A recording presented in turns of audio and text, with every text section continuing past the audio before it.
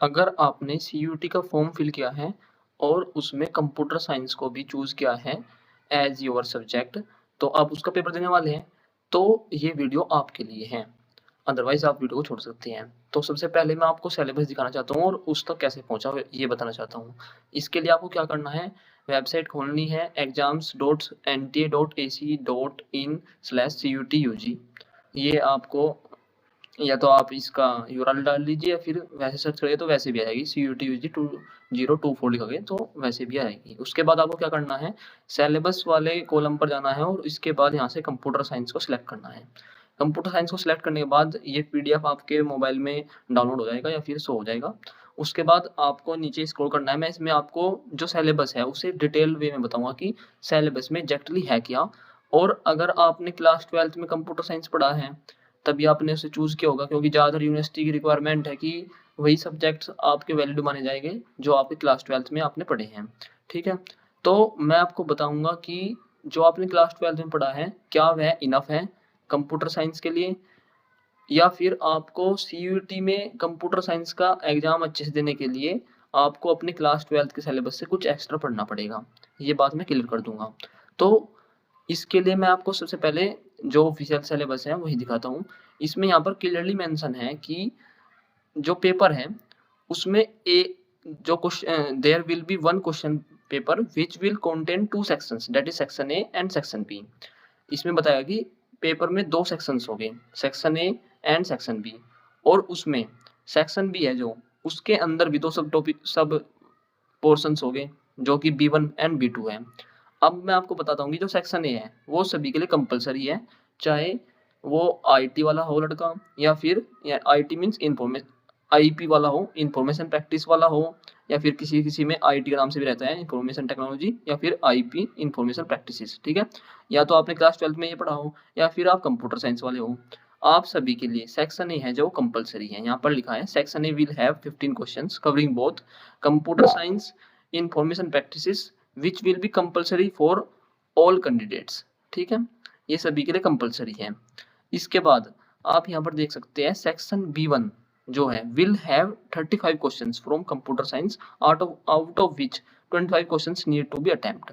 यानी कि जो कंप्यूटर साइंस का पोर्शन है वह सेक्शन बी का फर्स्ट पार्ट ही है, यानी कि B1 है, और उसमें 35 क्वेश्चंस हो गए, 35 क्वेश्चंस हो गए, उसमें से आपको 25 क्वेश्चंस अटेम्प्ट करने हैं। तो ये बहुत अच्छी चीज है कि आपको 10 क्वेश्चन छोड़ने का मौका भी मिला है। ठीक है, और जो सेक्शन बी का सेकंड पार्ट है यानी कि B2, वो अटेम्प्ट करना है इंफॉर्मेशन प्रैक्टिसेस वाले बच्चों को। ठीक है, उसमें भी ऐसा ही है कि 35 क्वेश्चंस है और उसमें से 25 क्वेश्चंस अटेम्प्ट करने हैं। ठीक है, इसके बाद में सेक्शन जो सिलेबस है उसकी बात करता हूँ। सिलेबस में आप देख सकते हैं कि सेक्शन ए है जो सेक्शन ए में exception and file handling in Python है, जो कि शायद जो कंप्यूटर साइंस वाले बच्चे हैं उन्होंने अच्छे से पढ़ा होगा और आईपी वाले बच्चों ने भी पढ़ा होगा। इसमें फाइल हैंडलिंग के बारे में है जो कि आपकी क्लास 12 के सिलेबस में जरूर था। ठीक है, ट्राई एक्सेप्ट ब्लॉक वगैरह ये सब कुछ है। आप कोई भी टॉपिक पढ़ना चाहते हैं या फिर ये फुल सिलेबस सीयूटी का for computer science domain subject अगर आप पढ़ना चाहते हैं तो मैं इस चैनल पर बिल्कुल ही ऑथेंटिक और अच्छे से कंटेंट डालूंगा। बट अगर ये वीडियो आप तक पहुंचती है, ज़्यादातर बच्चों तक पहुंचती है और आप कमेंट में डालते हैं कि हमें चाहिए कंटेंट, तो मैं कंटेंट दूंगा, पीपीटी हो कुछ भी हो आपको मैं दूंगा। ठीक है, मैंने खुद सीयूटी में कंप्यूटर साइंस दिया था और मेरे अच्छे नंबर्स आए थे। ठीक है, अब मैं आपको बात करना चाहता हूँ सेकंड टॉपिक की, जो कि है डाटाबेस कॉन्सेप्ट। डाटाबेस कॉन्सेप्ट भी आपने क्लास 12 में जरूर पढ़ा होगा। उसमें वही सिंपल सिंपल टॉपिक्स है, अल्टरनेटिव की, फॉरेन की वगैरह, प्राइमरी की और डोमेन, ये सब कुछ है इसमें। ठीक है, और तीसरा है एसक्यूएल, तीसरा है वो है एसक्यूएल यानी कि स्ट्रक्चर क्वेरी लैंग्वेज। ठीक है, तो इसमें वही सब टॉपिक है एसक्यूएल वाले। ठीक है, एसक्यूएल कोई इतना हार्ड एंड वो नहीं है, कोई रॉकेट साइंस नहीं है इसमें। अगर आप, मैं आपको गारंटी दूंगा, अगर आप इसे अच्छे से 2-3 घंटे भी पढ़ लेता है ना, एक वीडियो देख लेता है कोई 2-3 घंटे की अच्छे से, जो अच्छी वीडियो हो, उसके बाद आप एवरी क्वेश्चन को अटेम्प्ट कर सकते हैं, अच्छे से अटेम्प्ट कर सकते हैं। ठीक है, तो ये था सेक्शन नहीं। इसके बाद और भी इसमें टॉपिक है, इसका जो फोर्थ पार्ट है वो है कि कंप्यूटर नेटवर्क, जिसमें जो ये इम्पोर्टेंट, ये मैटर करता है, क्योंकि कंप्यूटर नेटवर्क्स क्लास 12th में नहीं था कंप्यूटर साइंस वाले बच्चों के पास, ये क्लास 11th में तो था, ठीक है, जिसमें लैन वैन मैन ये सब कुछ, राउटर और जो टोपोलॉजी वगैरह डिवाइसेस थी, ये सब कुछ क्लास 11th का सिलेबस था, ठीक है। तो इसमें आपको प्रॉब्लम हो सकती है, बट आपको कोई वो नहीं, दिक्कत नहीं लेनी। मैंने भी देखा कि यूट्यूब पर बहुत कम कंटेंट पड़ा है कंप्यूटर साइंस का, बट अगर आपको चाहिए तो मैं डालूंगा, ठीक है, अच्छे से डालूंगा। अब मैं बात करता हूँ, ये तो था कॉमन, जो कि आईपी वाले बच्चों को भी देना था, यानी कि इन्फॉर्मेशन प्रैक्टिसेस वालों को भी और कंप्यूटर साइंस वालों को भी कॉमन है, सेक्शन ए, ठीक है। इसके बाद सेक्शन B1 जो कि कंप्यूटर साइंस वालों के लिए है। सेक्शन बी के दो पार्ट है ना, B1 एंड B2। B1 है कंप्यूटर साइंस वालों के लिए, उसमें जो ये टॉपिक्स थे ये इन्होंने थोड़ा एक्सटेंड किया कुछ, तो जो सेक्शन ए में था, जैसे एक्सेप्शन एंड फाइल हैंडलिंग, जो कि ऊपर भी ये बोल चुके हैं कि एक्सेप्शन एंड फाइल हैंडलिंग होगा, आप देख सकते हैं। तो इन्होंने ये दोबारा रिपीट कर दिया है, ठीक है। सेक्शन ए में भी एक्सेप्शन एंड फाइल हैंडलिंग है, और कंप्यूटर साइंस वाले बच्चों को ये फायदा भी है कि दोबारा ये टॉपिक है, तो यहाँ भी उनका ये कवर हो जाएगा अच्छे से, ठीक है। इसके बाद बात करते हैं स्टैक। स्टैक आपने क्लास 12 में पढ़ा होगा, लीफ हो और ये सब बॉर्डर्स वगैरह और पुश पॉप वगैरह, ये इसके फंक्शंस हैं, आपको ये अच्छे से याद करना होगा। कुछ प्रोग्राम्स भी आप खुद बना दे सकते हैं, उससे आपको कॉन्सेप्ट क्लियर होगा, ठीक है। स्टैक के बाद हम चलते हैं क्यू पर। क्यू भी है searching, sorting, understanding data. Understanding data means है कि जो डाटा है उसे कैसे यूटिलाइज करना है और उसे रिप्रेजेंट करने के क्या तरीके हो सकते हैं, ये सब कुछ इसमें आता है, ठीक है, मीन मीडियन मोड वगैरह। तो ये जो टॉपिक्स है क्लास 12 के ही है, ठीक है, ये आपने क्लास 12 में पढ़े होंगे।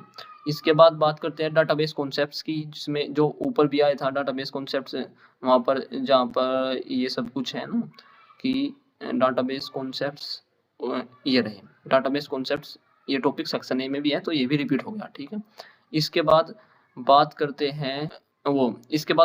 हैं structured query language that is SQL, और ये भी टॉपिक रिपीट है सेक्शन ए से, ठीक है। तो आपके कुछ टॉपिक्स तो रिपीट है, तो आपको ये नहीं कि सिलेबस ज़्यादा हो जाएगा, वही पढ़ना है और वो दोनों जगह आपका काम आएगा, ठीक है। दूसरा कंप्यूटर नेटवर्क्स, ये भी ऊपर गिवन था और ये दोबारा यहीं पर है, ठीक है। आपको ये 11th क्लास का पढ़ना होगा।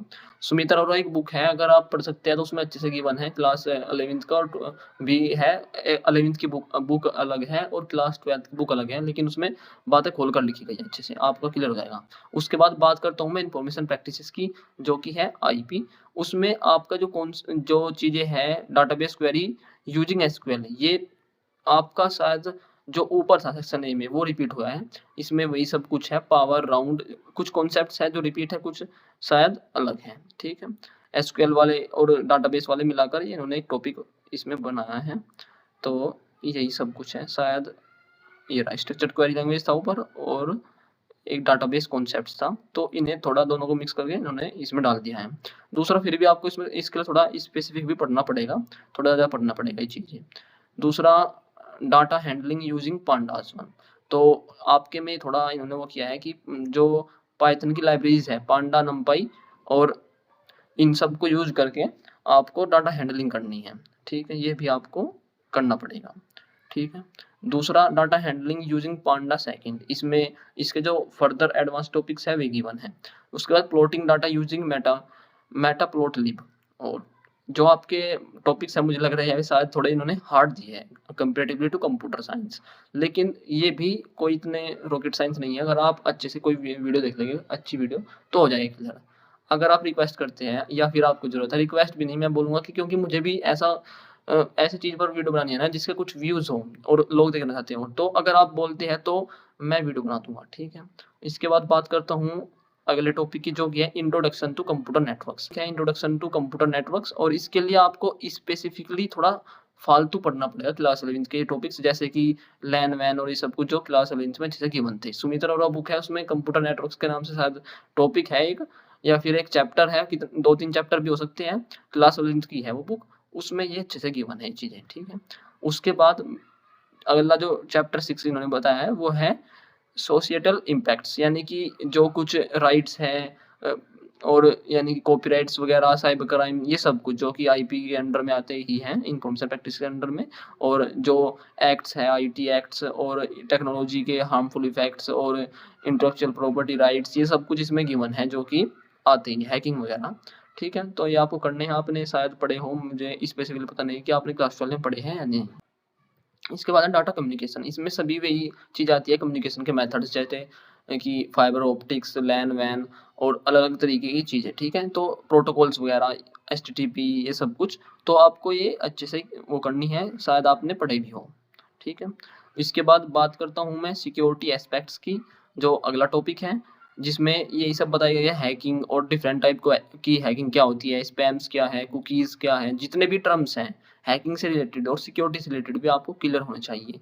ज़रूरी नहीं इन्होंने जो ये टर्म्स दिए हैं, यही होंगे, थोड़ा इनसे मिलते-जुलते टर्म्स भी ये पूछ सकते हैं, ठीक है? तो आपको अपने कॉन्सेप्ट्स क्लियर करने हैं। इन्फॉर्मेशन प्रैक्टिस के अंदर हैकिंग और नेटवर्किंग ज़्यादा आती है, तो आपको उस पर फ़ोकस करना है, शायद आपने पढ़े भी हो। अगर कोई टॉपिक है जिसकी आपको वीडियो चाहिए तो प्लीज़ कमेंट करना, मैं वीडियो बनाऊँगा ज़रूर। और दूसरा आपसे रिक्वेस्ट है, चैनल मेरा छोटा-सा है, इसे करो आपको ही करना है, मैं कंटेंट अच्छा डालूँगा, ये मेरी ज़िम्मेदारी है। Thank you.